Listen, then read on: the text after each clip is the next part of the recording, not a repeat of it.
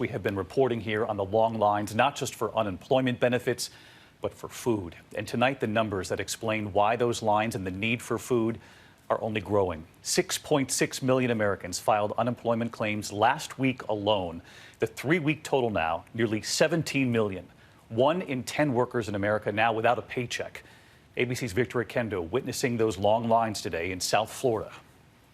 Tonight, with millions of Americans still waiting for those stimulus checks and 10% of Americans out of a job in 3 weeks, long lines for food becoming a new normal. These cars lined up in Los Angeles. Certainly, it is a point that it is so needed that this many people did show up. In San Diego, help for military families. I'm pregnant right now with a very high-risk pregnancy, so it really helps a lot. And in Plano, Texas, where Cheryl Jackson runs a food pantry. I am so thankful to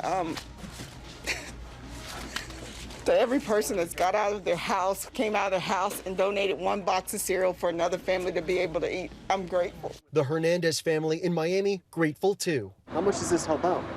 Let me tell you.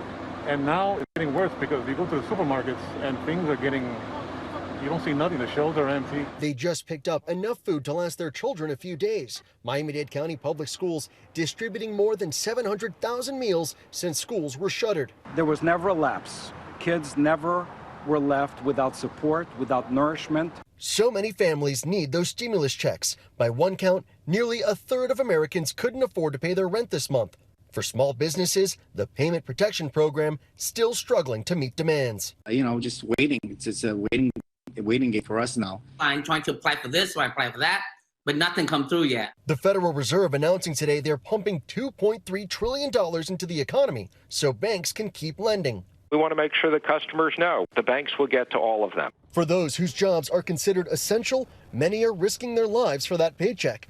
59-year-old Vitalina Williams worked as a part-time cashier at this Salem, Massachusetts grocery store, also checking receipts at a nearby Walmart. She died on Saturday after a week in the hospital. My last memory of her, seeing her sitting there in her coat, and her blue little hat, and leaving her at the emergency room. She's believed to be the first grocery worker in the state to die with the virus. And we have seen this with grocery store workers around the country. Victor with us live from Miami tonight. We see that line of cars right there behind you, Victor, a food drive at a school. And I know authorities throughout Miami-Dade are trying to set up based on the need they're seeing already in other places.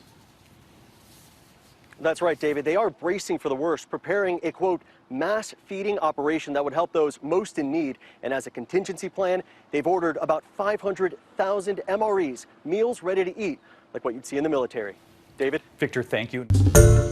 Hi, everyone. George Stephanopoulos here. Thanks for checking out the ABC News YouTube channel. If you'd like to get more videos, show highlights, and watch live event coverage, click on the right over here to subscribe to our channel. And don't forget to download the ABC News app for breaking news alerts. Thanks for watching.